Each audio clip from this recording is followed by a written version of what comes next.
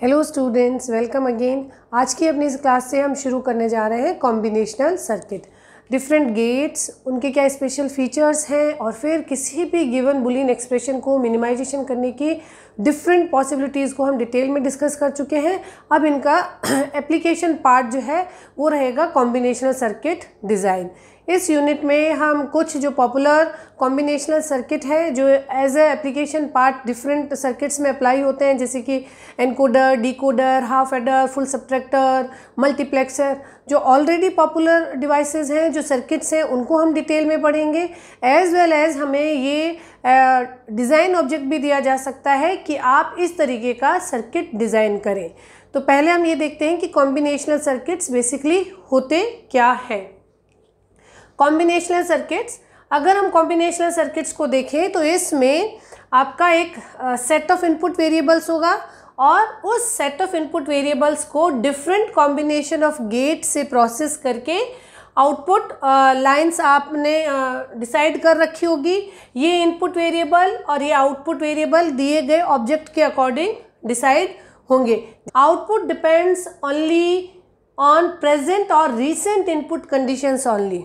ठीक, आप जो भी इनपुट वेरिएबल्स यहाँ पे प्रोवाइड करेंगे उसी पे डिपेंड करता हुआ आपका आउटपुट फंक्शन जो है एफ वो जनरेट हो जाएगा और ये केवल प्रेजेंट स्टेट्स पे डिपेंड करता है। इस प्रेजेंट स्टेट से पहले क्या कंडीशन थी, क्या आउटपुट था, या प्रीवियस स्टेट पे फंक्शन डिपेंडेंसी नहीं है। Circuit is arrangement of logic gates only, no memory element. It means flip flop is used. Basic memory element कहलाता है फ्लिप फ्लॉप। फिर उसके बाद फ्लिप फ्लॉप से बने हुए फर्दर यूनिट्स जैसे फ्लिप फ्लॉप है, रजिस्टर है, काउंटर है। तो कोई भी मेमोरी यूनिट इस सर्किट में नहीं काम में ली जाएगी। ठीक है, आप केवल डिफरेंट लॉजिक गेट्स का कॉम्बिनेशन डिज़ाइन करेंगे, उस पर रिक्वायर्ड इनपुट लाइन्स आप प्रोवाइड करेंगे और गेट से प्रोसेस होके आपको आपका जो ऑब्जेक्टिव फंक्शन है वो आप कैलकुलेट कर लेंगे। ठीक, यहाँ पे ध्यान देने वाली बात है कि इसमें कोई भी मेमोरी एलिमेंट या फ्लिप फ्लॉप नहीं लगा होगा। अगर आपको ब्लॉक डायग्राम देके और कहा जाता है कि which one is a combinational circuit, which one is a sequential circuit, तो आप ध्यान रखिएगा कि अगर आपने फ्लिप फ्लॉप का कहीं पे भी सिंबल देखा है तो वो कॉम्बिनेशनल सर्किट में नहीं इंक्लूड होगा। As well as the next point is no feedback path between input and output. Output क्योंकि केवल प्रेजेंट इनपुट पे डिपेंड कर रहा है, आउटपुट और इनपुट के बीच में आपको फीडबैक पाथ नहीं मिलेगा। फीडबैक पाथ की एग्जिस्टेंस नॉर्मली प्रेजेंट स्टेट की डिपेंडेंसी प्रीवियस स्टेट पे डिफाइन करती है।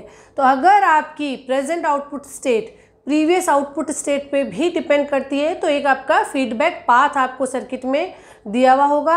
अगर ऐसा कुछ नहीं है तो आप उसे कॉम्बिनेशनल सर्किट बोलेंगे, अदरवाइज वो सिक्वेंशियल सर्किट की क्लास में क्लासिफाई हो जाएंगे। ठीक है, तो ये बेसिक डेफिनेशन कि कॉम्बिनेशनल सर्किट हम किसे डिफाइन करेंगे।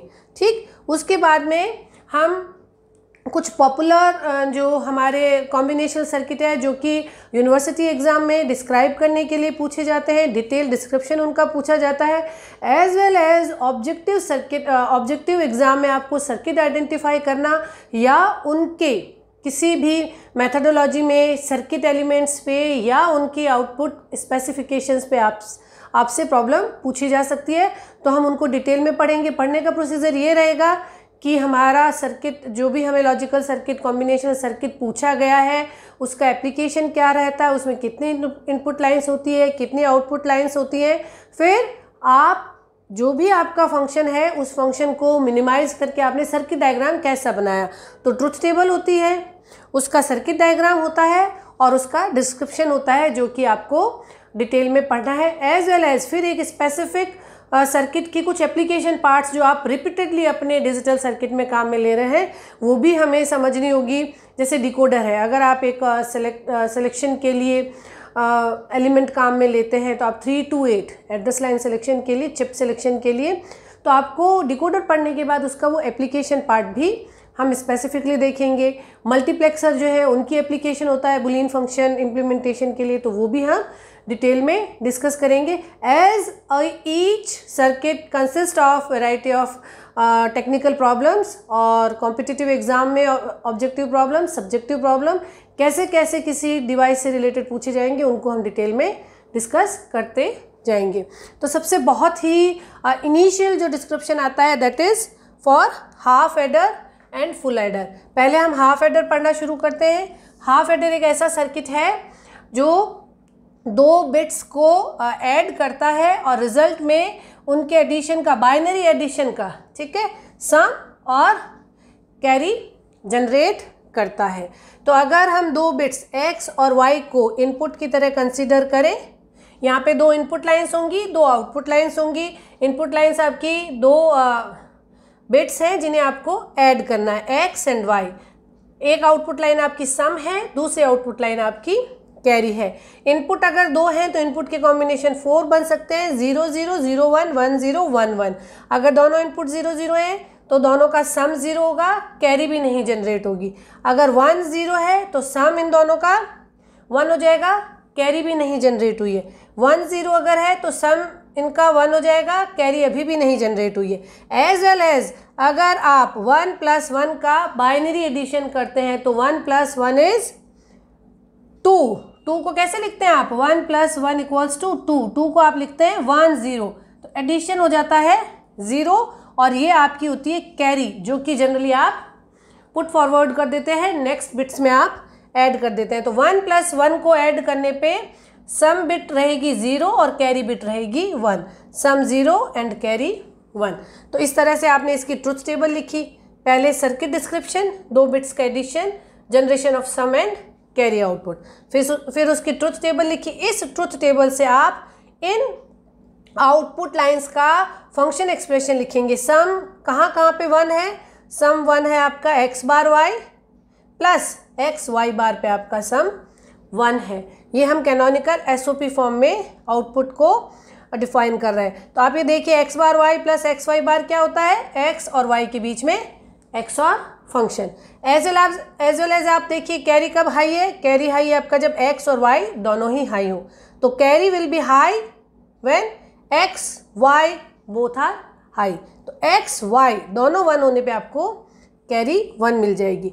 इस एक्सप्रेशन को जब आप लॉजिक गेट से इंप्लीमेंट करेंगे तो इस हाफ एडर का इक्विवेलेंट सर्किट डायग्राम ऐसा बनेगा।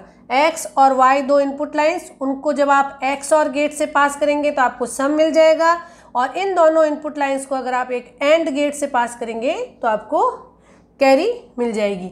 ये बेसिक सर्किट बन गया है आपके हाफ एडर का, ठीक है। फुल एडर में बेसिकली 3 इनपुट लाइंस होंगी, x और y। ये जनरली रीसेंट 2 बिट्स होती हैं, उन बिट्स उस नंबर की, उस सीक्वेंस की जिसे आप पैरेलल फॉर्म में एडिशन करना चाह रहे हैं। और ये जो z है, z जनरली आपका प्रीवियस एडिशन का कैरी होता है, ठीक है।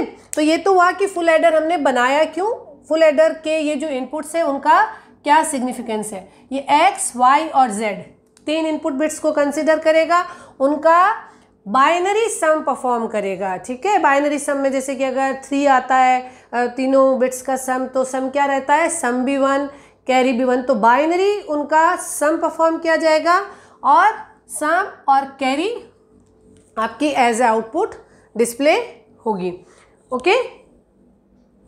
तो यहाँ पे अगर आप देखते हैं कि x, y और z 3 इनपुट लाइंस का अगर आप सम और कैरी जनरेट कर रहे हैं तो 3 इनपुट लाइंस के कॉम्बिनेशन बनते हैं 0 से लेके 7 तक, और इनका बाइनरी एडिशन हम डिस्कस करते हैं 0 0 0 0 1।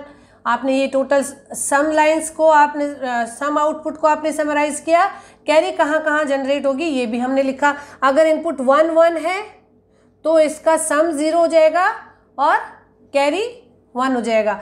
अगर इसी तरीके से इनपुट 1 1 0 है तो ये इसका सम हुआ टोटल 2 का बाइनरी रिप्रेजेंटेशन 1 0 होता है, तो ये सम और ये कैरी, सम हो गई 0, कैरी हो गई 1। इसी तरीके से 1 + 1 इज 3 का बाइनरी रिप्रेजेंटेशन हुआ 1 1, तो सम भी 1 हो गया और कैरी भी 1 हो गई। तो इस तरह से इनपुट कॉम्बिनेशन के लिए हमने सम और कैरी की टेबल बना ली। अब ये रहा हमारा ऑब्जेक्ट कि 3 बिट्स को ऐड कीजिए, ठीक। तो हमने ये सर्किट में डिस्क्राइब किया एक ब्लॉक डायग्राम बना के, उस एप्लीकेशन पार्ट के अकॉर्डिंग हमने ट्रुथ टेबल बनाई। अब हमारा नेक्स्ट स्टेप रहता है कि अब हम इस फंक्शन को बुलियन फंक्शन में रिप्रेजेंट करके मिनिमाइजेशन के चांसेस हैं तो उनको अप्लाई करेंगे और फिर फाइनली सर्किट डायग्राम ड्रॉ करेंगे। तो सम को हमने के मैप में ड्रॉ किया। सम को अगर आप ड्रॉ करते हैं तो आप ये देखते हैं कि सम आपका 1, 2, 4 और 7 पे 1 है। यहाँ पे आप ड्रॉ करके इसका एक्सप्रेशन लिखेंगे तो यहाँ पे कोई ग्रुपिंग फर्दर हो नहीं रही है, तो आपने इसका हर सेल का एक्सप्रेशन लिख दिया, x बार y बार z x y z plus x बार y z बार। अगर आप इस बुलियन एक्सप्रेशन को माइन्यूटली देखें तो हमने प्रीवियस क्लास में डिस्कस किया था x और x नॉर फंक्शन। अगर पॉसिबल टोटल आपकी जो सेल्स हैं उसमें हर अल्टरनेटिव सेल में 1 आ रहा है, फर्दर मिनिमाइजेशन नहीं हो रहा है, तो देयर इज़ अ पॉसिबिलिटी कि जितने भी आपके इनपुट्स हैं उनके बीच में x और x नॉर या कॉम्बिनेशन ऑफ x और x नॉर का इम्प्लीमेंटेशन हो रहा है, ठीक है। हाफ सेल्स में अल्टरनेटिवली अगर 1 फिल किया हुआ होता है तो इनपुट्स के बीच में x और फंक्शन हो रहा है। अगर हम इस बुलियन एक्सप्रेशन को और माइन्यूटली देखते हैं तो ये क्या है, x और y और z के बीच में x और फंक्शन। तो ये जो हमारा सम है वो है x विथ x और ऑफ y विथ x और ऑफ z। x, y और z के बीच में x और फंक्शन इंप्लीमेंट करने से आपको फुल एडर का सम मिल जाएगा। ओके, एज वेल एज अगर आप कैरी को के मैप में एंटर करके देखते हैं तो कैरी आपका इस तरह से के मैप में बुलियन एक्सप्रेशन का एंट्री होता है और कैरी का एक्सप्रेशन आप ऐसे लिख सकते हैं x y और ये आपका हो गया y z plus x z। ये एक्सप्रेशन अगर हम इसको और एक डिफरेंट वैरायटी में देखें तो ये है एक्स वाई प्लस एक्स और वाई का एक्स और जेड के साथ एंड। यहाँ पे ये है एक्स और वाई का एक्स और उसके साथ है जेड। ये ऑल्टरनेट फॉर्म लिखने का रीज़न ये है कि हम फुल एडर का सर्किट डिस्कस कर रहे हैं with help of 2 half adder, ठीक। एक्स वाई ये क्या है, ये फर्स्ट हाफ एडर का सम है ना, और ये क्या है, ये फर्स्ट हाफ एडर का सम है। एक्स और वाई ये क्या रहता है, हाफ एडर का सम। तो फुल एडर को इम्प्लीमेंट कर रहे हैं हम हाफ एडर की मदद से। ये बहुत बार कॉम्पिटिटिव एग्जाम्स में आता है कि अगर हम एक फुल एडर सर्किट बना रहे हैं हाफ एडर से तो क्या कॉम्बिनेशन होगा, आंसर लिखा हुआ होगा 2 half adder 1 NAND gate, 2 half adder 1 NOT gate, 2 half adder 1 OR gate. तो उस प्रॉब्लम को एक्सप्लेन करने के लिए ये डिटेल डिस्क्रिप्शन मैंने आप लोगों के लिए डिस्कस किया है। तो इसमें आप ध्यान रखिए कि पहले आप एक हाफ एडर सर्किट लें, सिंपल x और y इनपुट।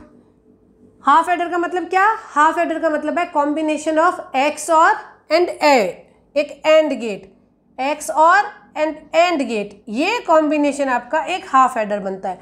तो यहाँ पे आपका एक हाफ एडर इनपुट है x और y। इस हाफ एडर का जो सम है x और y, ये एक इनपुट लाइन बन जाएगी नेक्स्ट हाफ एडर के लिए। ओके, ध्यान दीजिए, फर्स्ट हाफ एडर का जो सम है वो इस नेक्स्ट आपके हाफ एडर के लिए बन जाएगी नेक्स्ट इनपुट, ठीक है। स्टूडेंट्स क्या सोचें कि z जो है वो कैरी है, तो जो कैरी है वो नेक्स्ट हाफ एडर में चली जाएगी, ऐसा नहीं। ये फाइनली ये z जो थी वो उसकी प्रीवियस कैरी को कैसे आगे इम्प्लीमेंट करेगा, ये ध्यान से दीजिएगा। तो ये जो इसका सम है ये नेक्स्ट इनपुट लाइन बन गई है।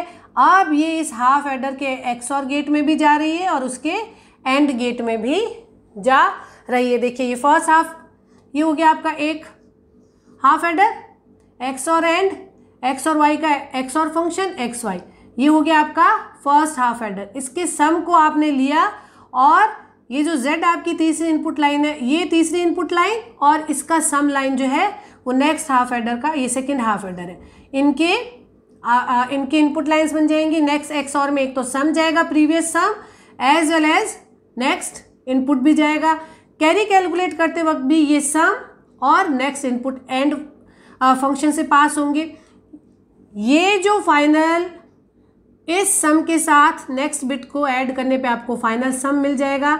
सेकेंड XOR का आउटपुट आपको सम दे देगा, लेकिन फाइनल कैरी आपको इस हाफ एडर और सेकेंड हाफ एडर को और करने पे मिलेगी। यहाँ देखिए फाइनल कैरी कैसे जनरेट हो रही है, XY क्या है, पहले हाफ एडर की कैरी, पहले हाफ एडर की कैरी XY।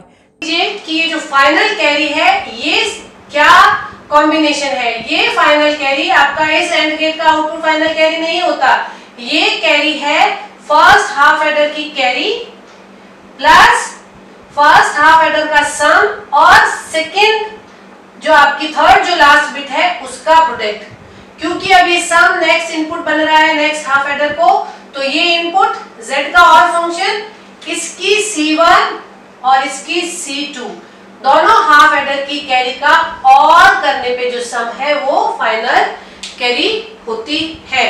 तो अगर ये पूछा जाता है कि फुल एडर जो है वो किस कॉम्बिनेशन से बनता है, तो फुल एडर में आपके 2 हाफ एडर प्लस 1 और गेट। ओके, ये मैंने बहुत कॉम्पिटिटिव एग्जाम्स में रिपीटेडली पूछे जाने वाला प्रॉब्लम देखा है, इसलिए मैंने डिस्कस किया। एज वेल एज आपको डिजाइन पार्ट में भी ऑब्जेक्ट दे दिया जाएगा अगर आप मेन से लिख रहे हैं तो, कि आप एक फुल एडर सर्किट डिजाइन कीजिए with help of half aiders. आप जनरली इसका एक्सप्रेशन लिख सकते हैं, इस कैरी को आप जनरल एक्सप्रेशन में लिख के और ऐसा सर्किट बना सकते हैं, लेकिन कंडीशन है कि 2 हाफ एडर आने ही चाहिए।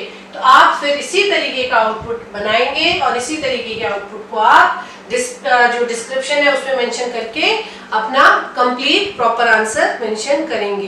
तो आज के इस लेक्चर में हमने कॉम्बिनेशनल सर्किट की डेफिनेशन के साथ बहुत ही popular 2 basic combinational circuit half adder और फुल एडर डिस्कस कर लिए। I hope now it's clear to you. Keep learning, keep watching. Thank you.